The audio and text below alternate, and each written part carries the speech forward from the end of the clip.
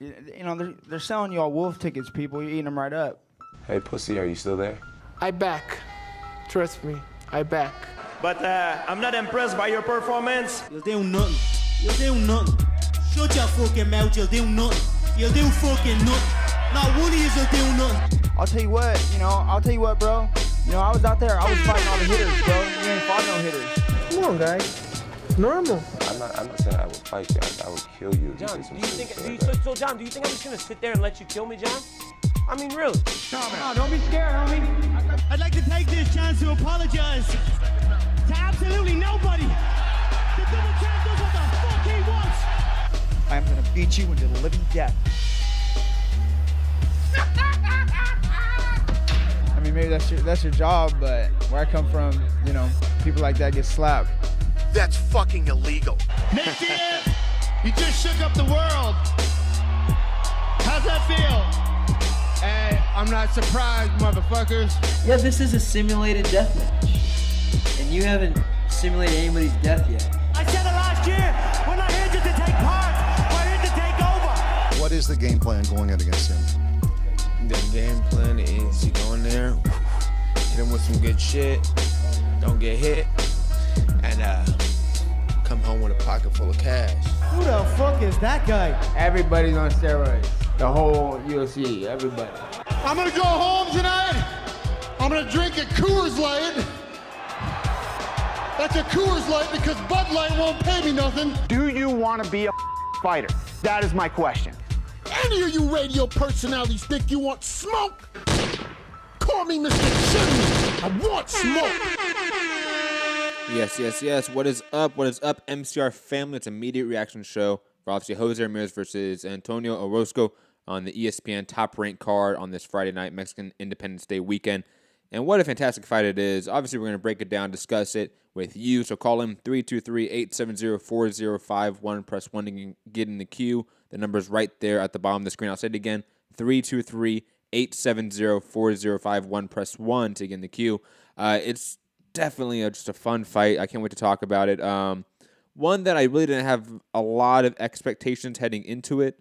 One that I really didn't, on the eve of obviously Canelo Triple G's tomorrow, I didn't expect this to be as fun as it was. And it was a really fun fight. Jose Ramirez and Antonio Orozco, a back-and-forth affair. Obviously, Ramirez knocking down Orozco multiple times in the 4th and the 8th round. But then again, Orozco was competitive throughout. A lot to really talk about with this fight because it was action-packed throughout. Not a fight of the year contender, but definitely just a really good fight, all-action fight, competitive fight, even though the scorecards were wide, 119, 107, unanimous decision all across the board. All 3 judges for, obviously, Jose Ramirez to retain his WBC belt at junior welterweight. But just to, quickly, bring it back, hit the like button, share the show, subscribe. Obviously, patreon.com/mixedcombat radio to help support the channel in any financial way. Podcast form, iTunes, Spotify, iHeartRadio, etc. I am Matt, the Hipster Hunter. Matt Hunter, MCR, all platforms. Hipsters here, haters beware. And let's get into the fight. Jose Ramirez, it's the Jose Ramirez fight. We know what he really is. He great fundamental boxing, obviously that Olympic caliber. It's definitely interesting to sort of see his game evolve through time. Obviously, this was his first fight and camp with a new trainer in Robert Garcia, moving away from Freddie Roach. Interesting. I'm going to get to that in a second. But, his fundamentals have always been there. His jab has always been clean. His sort of patent left hook has always been there. And it's interesting because, in my mind, he's always been a Mikey Garcia light. A diet Mikey Garcia. He's always been that to me. And now him going to Robert Garcia's gym, I think makes a lot of sense. I think it's going to refine some of his defensive flaws because obviously that's really the difference between, let's say, Jose Ramirez with his fundamental work compared to Mikey Garcia. Mikey Garcia really doesn't leave himself open as much as Jose Ramirez does. Jose Ramirez was open for counters throughout the fight. That's why Orozco was able to land quite a few combinations and quite a few hard shots. Obviously, Ramirez is just such a durable steel chin fighter that he's able to basically eat all of this.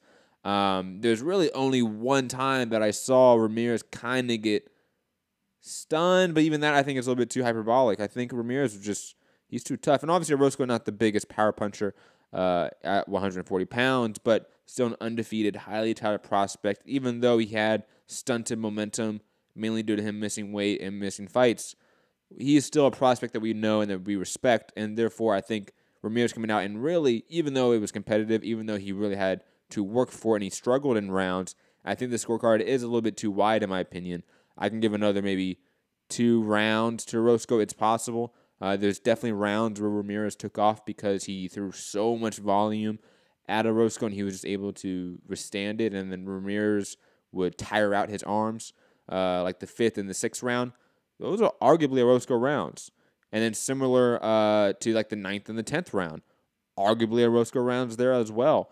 But obviously the Ramirez knockdowns on Orozco, and then obviously him just being the better fundamental boxer, really I think allowed him to just work wherever he wanted, whether it be on the inside, the outside. He was just more fundamental than Orozco. Orozco was a little more wide. His stance and guard was a little more susceptible to shots.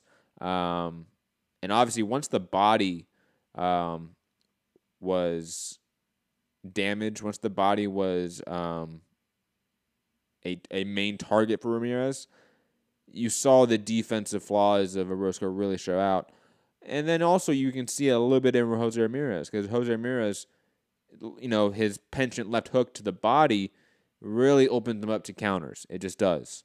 And Orozco was able to counter him consistently in the back quarter of the fight because of that. But again, it was just too little, too late against Ramirez, who just put up such a really, really just great fight, tough fight. I definitely believe that he may not be the guy at 140, but he gives all these guys tough fights. Like I may not pick him against Regis Prograis, but he has the tools to beat him. He has the tools to make it a tough fight. Also, I would say guys like the Maurice Hooker, Alex Acedo winner. I think that's a very tough fight for Jose Ramirez, and vice versa. Like all these players at 140, it's competitive right now. When Crawford was in this division, the divide between talent seemed so vast.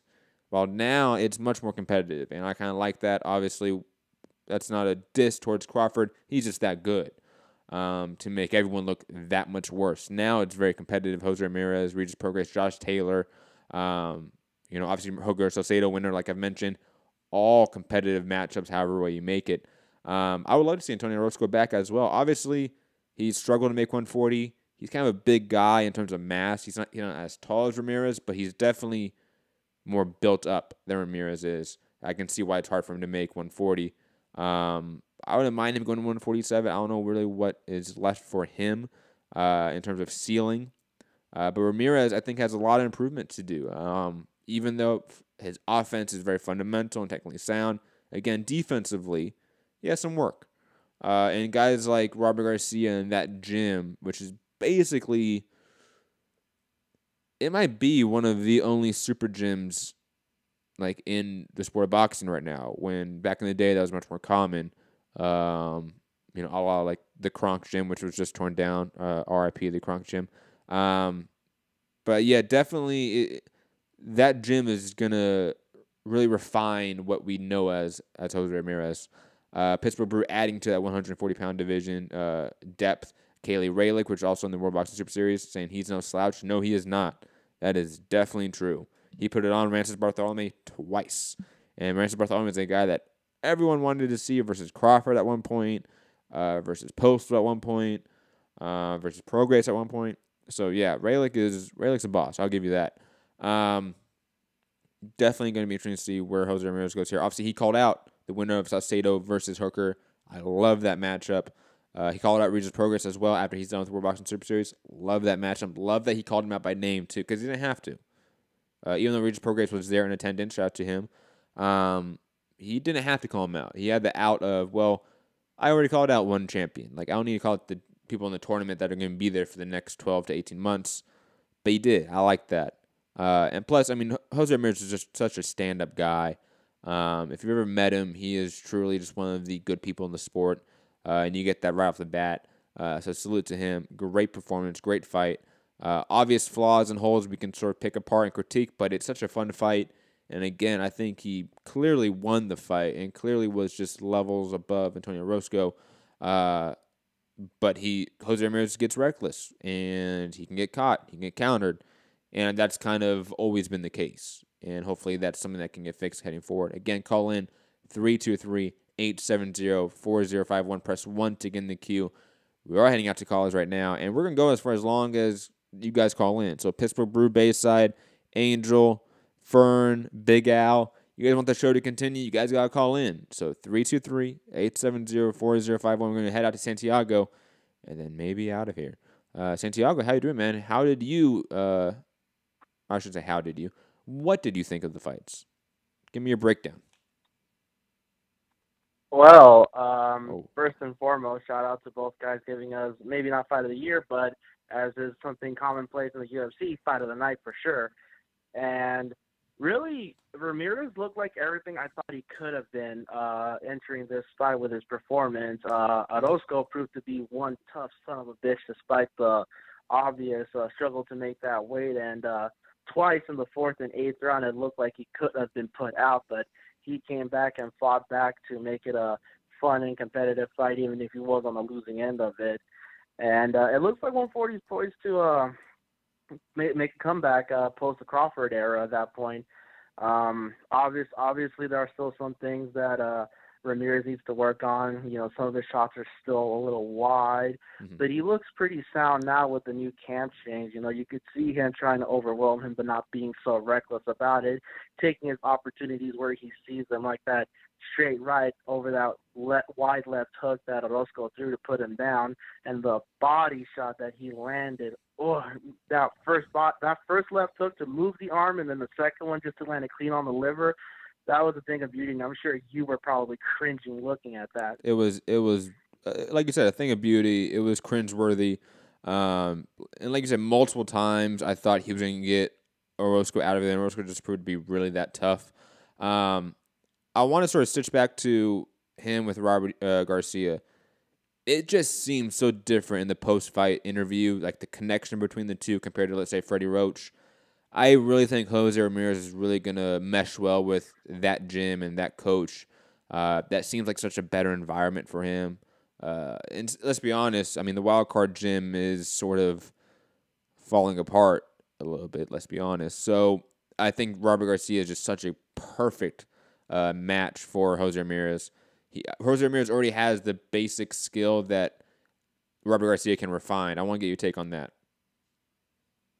Yeah, no, for sure. I mean, if you look at it in the same way too, really, I would say that the wild card went from a hotbed, right, to more of like a hired gunplay, where you know that he's a good trainer, so you want him in your corner, but it's not the same as like when he was training Pacquiao, or the same thing with Emmanuel Stewart after, you know, Tommy Hearns. You know, he was more of a hired gun. You know, people knew he was a good trainer and they had him in his corner, you know, Nassim Hamed and Lennox Lewis, you know, Vladimir Klitschko. So you could see that certainly that there's more of a natural mesh to him with Robert Garcia compared to Freddie Roach. Freddie Roach and him look more like this is what we're going to work on. This is the things we're going to do. But it seems more calm and more organic when it comes to Robert Garcia. And I think it goes back to your point too, that it seems like he's the right trainer to refine some of the issues that he has had. Yeah, because I think Jose Ramirez is almost a complete he's almost a complete fighter at this point in terms of like ceiling, like hitting his potential. I don't think there's much left. It's purely refinement. You know, and again, you know, I've talked about this with people like Abel Sanchez and others who I've sort of doubted in that refinement, and guys like that. Robert Garcia is somebody that you can trust. That's a brand and a gym that you can just put your stock in and believe in. Yeah, for sure. You know, it's got that family lineage from Eduardo Garcia when he was training Fernando Vargas, to himself, a former world champion, to his brother, the unified champion and the 4-division champion in and of itself. I mean, how much better can you get than that at that point? First, let me get your preliminary pick on obviously the Maurice Hooker-Salcedo fight, and then obviously the winner of that versus Ramirez. Give me your thoughts on that. Well, I like Hooker. I've seen him fight before. I even saw him fight on the undercard of an Andre Ward fight. But I definitely think that Alex Salcedo is going to have too much for him. He's probably going to hurt him to the body, probably catch him up top with a counter to the jaw, put him down, probably en route to majority decision win. And then the winner of that versus Jose Ramirez, that's going to be a hell of a fight, you know. I definitely think that both guys are going to bring some really strong qualities that one doesn't have over the other. It's going to mesh well, but I would, my initial pick right now, I would probably favor Jose Ramirez. He does seem to be a little bit more of a complete package and just more of a refinement work versus a work in progress. Do you think Ramirez should take a stay busy fight in between? Yes, if he can't get anybody right now while he's waiting for any of the other make fights, it definitely makes sense for him right now to take a stay busy fight. You know, try not to keep inactive.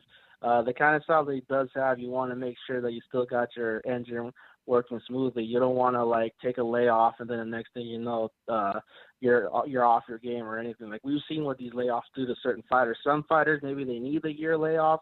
I don't think Jose Ramirez is that kind of fighter. I think he needs to stay busy. Plus, with the new gym, I think it'll probably be inducive for him to actually be a little more active to sort of get the reps in with the new coach. Let me get your thoughts. Well, first, did you see the Gabriel Flores Jr. fight? Unfortunately, no. I was still working when that fight was taking place, so I unfortunately missed that. Did you see the Jamal Herring fight then? Yes, I did see the Jamal Herring fight. Thoughts on that? Because I missed that one. I'll be honest. Well, honestly, I saw some of the irks that Info Joe had on Jamal Herring regarding the way he likes to fight his fights. He looked good, but you know, I still don't see someone that I think is like poised to be a contender or a threat at that weight. And it's funny too because he's actually coming down in weight too to 130. So it's interesting to see that he, despite having his natural advantages, he still didn't really take advantage of them. He was still pretty close in, and near the end of the fight, he actually got caught with a clash of heads that opened up a cut after pretty much fighting that fight fairly clean. Similar to like the Ramirez Mikey Garcia comparison, as like one is the diet version, the light version. I think Jamal Herring is like a diet version of Tevin Farmer. Like you can see that he has the talent and the skill, he just doesn't really put it together in the right order and the right patterns in order to win rounds and win fights. Like, that's how I view Jamal Herring. Man, the irony is that they're actually in that same weight class at that point, too, Tevin Farmer and Jamal Herring. It'd be interesting to see if they ever got in the ring together. Any last thoughts on the card, Santiago? I think it was a great maiden voyage for Jose Ramirez. I definitely look forward to his next fight, be it stay busy or like another like step up for him. I definitely hope to see more and more improvement on him, and he definitely looks like what I thought I said in the previous show, that he looks to be one of the future greats at 140. He's giving me that feeling, and I look forward to seeing him prove me right. Yeah, especially since, obviously, thank you, Santiago, for your call. Interesting to see if he stays at 140. Because, I've always made the argument that really no one stays at 140. Very few people make careers out of the 140-pound division. Either it's 135 or 147, and 140 is usually that midway station between the two. I'll give my brief thoughts on the Gabriel Flores Jr. fight versus Gutierrez. I thought it was highly close. I was not scoring it. It was a 6-rounder. Gabriel Flores got dropped in the first or the second round. I forget which round it was with that really heavy right hand. I thought he basically lost the first round or two, and then combined with, obviously, the knockdown, it seemed like on its way to a draw, but then they docked Gutierrez a point for rabbit punching, which really made no sense, to be honest. It just seemed iffy. Like, I'm not going to say like it's corrupt or anything like that. It just seemed like, okay, it's the hometown guy, and Gutierrez is the B-side. And we get that really often. And I don't know if that was told by anyone to do it, but that's how it seemed like it was handled by the ref, by the judges. It seemed that way. Like, I want to say they only gave Prospect saying down the first, thank you, Prospect.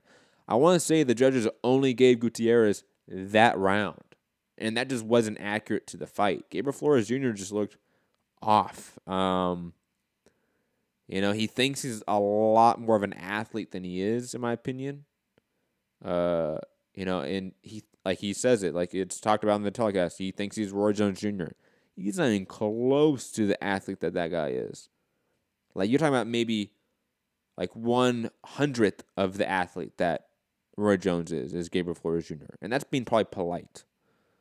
But yet he has this game that's predicated off of quick counters. That's not really him. Like, he wants to be almost like the Ryan Garcia. Ryan Garcia, his speed and athleticism is really what his game is built on. You take that style and transmit it on a guy that doesn't have that speed and athleticism, you have Gabriel Flores Jr. He has power, a little bit,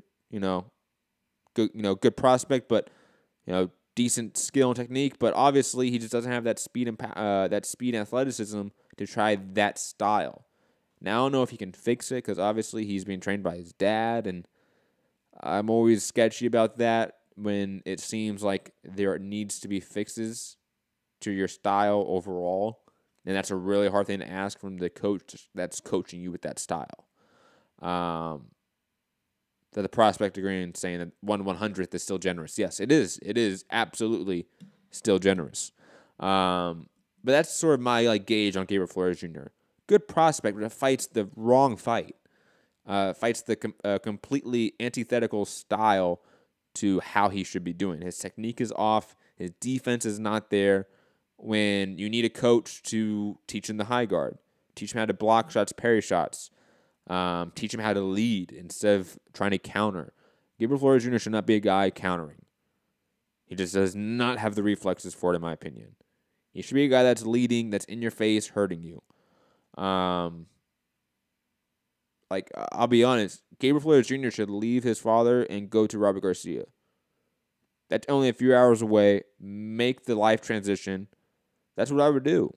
I think he's out of high school now, I want to say. I mean, staying with your dad and staying in your home gym is only going to get you so far. It just really is. I have this issue with Ryan Garcia and other prospects, or even more high-level guys. Like, let's say, Danny Garcia.